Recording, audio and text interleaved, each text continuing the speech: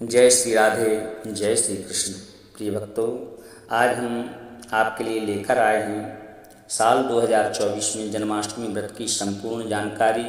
इस वीडियो को पूरा यदि आप देख लेंगे तो जन्माष्टमी व्रत से संबंधित सभी शंकाओं का समाधान हो जाएगा।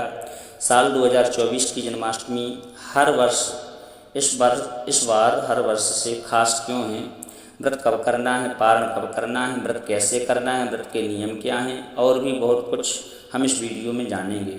सबसे पहले बता दें कि साल 2024 में भगवान श्री कृष्ण का 5251वां जन्मोत्सव है।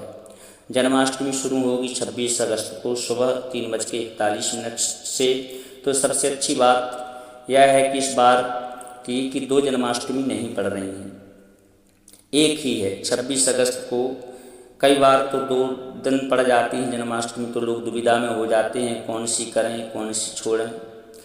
तो रोहिणी नक्षत्र भी 26 तारीख को ही है, दोपहर के 3:55 से शुरू होगा। तो बिल्कुल निश्चिंत होकर के आप 26 अगस्त को व्रत रखें। अब इस साल जन्माष्टमी बहुत खास क्यों है, आइए जानते हैं। इस दिन सोमवार पड़ रहा है। इसकी महिमा मुझे ब्रह्म वैवर्त पुराण में मिली है कि उसमें यह लिखा है कि यदि जन्माष्टमी बुधवार या सोमवार को पड़े और कोई व्यक्ति ऐसे जन्माष्टमी का व्रत उपवास कर ले तो व्रती पुरुष फिर से गर्भ में नहीं आता, जन्म मरण के बंधन से मुक्त हो जाता है। अष्टमी यदि नवमी को स्पर्श करती हो और रोहिणी नक्षत्र भी पूरा हो तो यह व्रत सबसे सर्वोत्तम माना गया है। और यह पूरा का पूरा योग जैसे भगवान बता रहे हैं इस वर्ष 2024 में बिल्कुल ऐसा ही है जैसे भगवान बता रहे हैं। भगवान आगे कहते हैं कि सैकड़ों सालों में भी ऐसा योग मिले ना मिले कुछ कहा नहीं जा सकता। ऐसे उत्तम व्रत का अनुष्ठान करके व्रती पुरुष अपने करोड़ों पीढ़ियों का उद्धार कर देता है। भगवान आगे बताते हैं कि किसी के पास यदि उत्सव मनाने के लिए, पूजन करने के लिए पैसे नहीं हो तो कोई बात नहीं हुआ, केवल इस दुर्लभ योग में उपवास मात्र भी कर ले तो भगवान माधव उस पर उतने ही प्रसन्न होते हैं। इतनी अद्भुत महिमा है कि आप केवल उपवास कर लेंगे तो भी भगवान की प्रसन्नता आपको मिल जाएगी। यह बात पद्म पुराण में भी आती है, यह वर्णन है। इसमें कहा गया है कि सोमवार या बुधवार की जन्माष्टमी का व्रत पितरों को प्रेत योनि से मुक्ति देता है और करोड़ों कुलों को तार देता है। तो यह जो भी मैंने बताया बिल्कुल शास्त्रीय बात है। आप ब्रह्म वैवर्त पुराण में देख सकते हैं। मैं कपोल कल्पित बातें बताने में नहीं मानता। अब आगे सुनिए, व्रत आपको करना जो है 26 अगस्त को करना है। हो सके तो आप व्रत निर्जला करें, यानी आपको कुछ खाना नहीं है, कुछ पीना भी नहीं है, बिना कुछ खाए पिए। और यदि संभव नहीं हो तो केवल आप जल पीकर भी व्रत रख सकते हैं यदि आवश्यक हो। जी हाँ, यदि आवश्यक हो तो आप गाय का असली दूध ले सकते हैं। मैं असली इसलिए कह रहा हूँ क्योंकि शहरों में आजकल जो लोग रहते हैं उनके पास डेयरी का दूध आता है। असली है या नकली कौन बताए। यदि दूध नहीं हो तो फल ले सकते हैं, लेकिन फल आप तभी लीजिए जब आपको बहुत ज़्यादा आवश्यकता हो, जैसे कोई वृद्ध हो, कोई बीमार हो, तो उनके लिए चल जाएगा। बाकी जो लोग व्रत कर सकते हैं, व्रत को कड़क व्रत करें। मैं कहूँगा कि आप निर्जला रहें, और नहीं हो सकता तो आप जल पीकर भी व्रत करें। बाकी आप अपने स्वास्थ्य के अनुसार देख सकते हैं। कुछ लोग प्लानिंग में होते हैं कि साबूदाना बना लेंगे, उपवास की सब खा लेंगे, या हलवा बना लेंगे, या बाजार का फलाहारी नमकीन खा लेंगे। तो आप ऐसा सोचना बंद करें या प्लानिंग मत करें। उपवास में शक्कर खाना और गुड़ खाना भी मना है। लोग गाजर का हलवा बनाते हैं, लेकिन गाजर का हलवा उपवास में नहीं चलता है, ना एकादशी में, ना जन्माष्टमी में, ना किसी अन्य व्रत में। तो यह सब खा करके आप व्रत उपवास का सत्यानाश मत करें, क्योंकि 20 करोड़ एकादशी के पुण्य का सौदा है। थोड़ी तपस्या तो करनी ही होगी, चलिए होनी चाहिए, क्योंकि इस दिन आप व्रत उपवास कर लेंगे तो आपको 20 करोड़ गुना एकादशी का लाभ होगा। और इससे इम्पोर्टेंट बात यह है कि जो आप लोग कमेंट में भर भर के पूछते हैं कि चाय पी सकते हैं, तो चाय और कॉफ़ी पीना बिल्कुल मना है। अब कई लोग कमेंट करेंगे कि चाय और कॉफ़ी क्यों नहीं पी सकते, तो देखिए बहुत सी चीज़ें ऐसी हैं जिनको नहीं खा सकते। उसका कारण तो आप नहीं ढूंढते, केवल चाय और कॉफ़ी में ही कारण ढूंढ रहे हैं, तो चाय और कॉफ़ी नहीं पीना चाहिए। अब आगे बढ़ते हैं सबसे विवादित बात पर कि व्रत कब खोलें, पारण कब करें। तो इसमें 3 मान्यताएं हैं, मैं आपको तीनों बताऊंगा।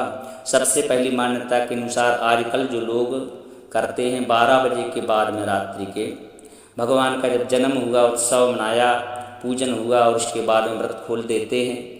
यदि ऐसे ही आपको पारण करना है तो आप इस रात्रि के 12:47 के बाद ही पारण करें। 12 बजा और तुरंत पारण कर लिया तो ऐसे में नहीं।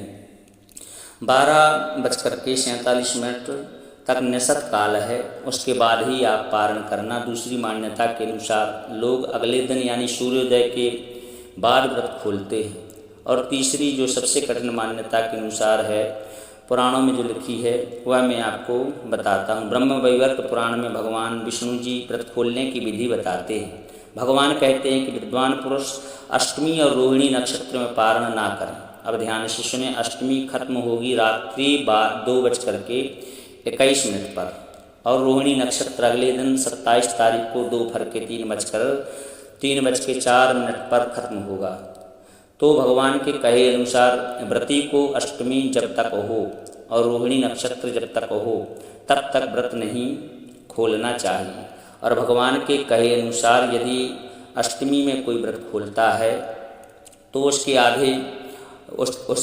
8 गुने व्रत का फल नाश हो जाता है। यदि कोई रोहिणी नक्षत्र में ही फलाहार कर लेता, व्रत खोल देता है, तो 4 गुने व्रत का फल चला जाता है, नाश हो जाता है। देखिए, डराने की बात नहीं, बस हमारे शास्त्रों में क्या लिखा हुआ हम आपको बता रहे हैं। व्रत खोलने पर और भी अन्य शास्त्रों में कहा है कि रोहिणी व्रत को त्याग कर रात्रि में पारण ना करें, रोहिणी नक्षत्र को। लेकिन जो मैंने पहली विधि बताई है कि जो लोग उत्सव के बाद व्रत खोल देते हैं, उसका भी शास्त्रों में वर्णन है। गरुड़ पुराण और विष्णु धर्म में कहा है कि तिथि के अंत में या उत्सव के बाद में पारण करें, यानी जब उत्सव पूरा हो जाए इसके बाद आप पारण कर सकते हैं। तो आप कंफ्यूज मत होइए, जो भी आपको मन करे तीनों तरीके में से आप उस प्रकार से पारण कर सकते हैं। और यदि किसी को रोहिणी नक्षत्र के बाद पारण करना हो तो बीच का रास्ता भी है। आप 26 तारीख जब तक भगवान का जन्म ना हो तब तक निर्जला रहिए और उसके बाद में आप फलाहार, दूध आदि कर सकते हैं। और 27 तारीख के दोपहर के 3:04 तक रोहिणी नक्षत्र खत्म जब तक ना हो जाए, रोहिणी नक्षत्र खत्म होने के बाद आप भगवान की आरती करें, इसके बाद व्रत का पारण करें।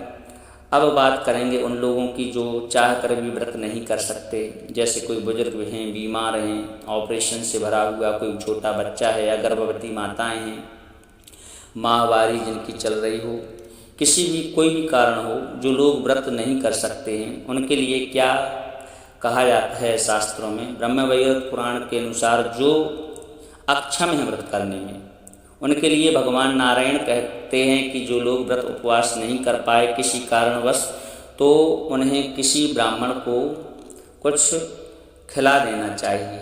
अब देखिए, जन्माष्टमी है, ब्राह्मण ने उपवास किया होगा और जब आप ज़बरदस्ती खिलाएंगे तो झगड़ा हो जाएगा, आपको पाप भी लगेगा। इसलिए भगवान आगे कहते हैं कि यदि आप ब्राह्मण को खिला नहीं सकते तो इतनी मात्रा में आप धन दे दें उसे, कि वह उस दिन 2 टाइम का भोजन कर सके। यह दान उसी के हाथ से कराइए जो लोग व्रत करते हैं, जो व्रत करना चाहते हैं लेकिन किसी कारणवश व्रत नहीं कर पाते।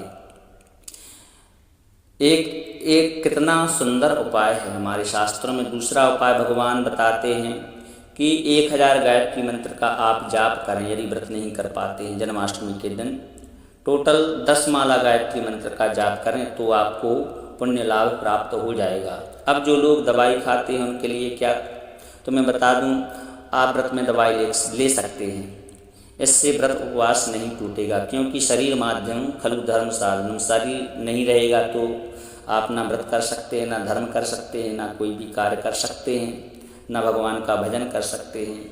इसलिए आप दवा ले सकते हैं। आप भगवान की साधना कैसे करें?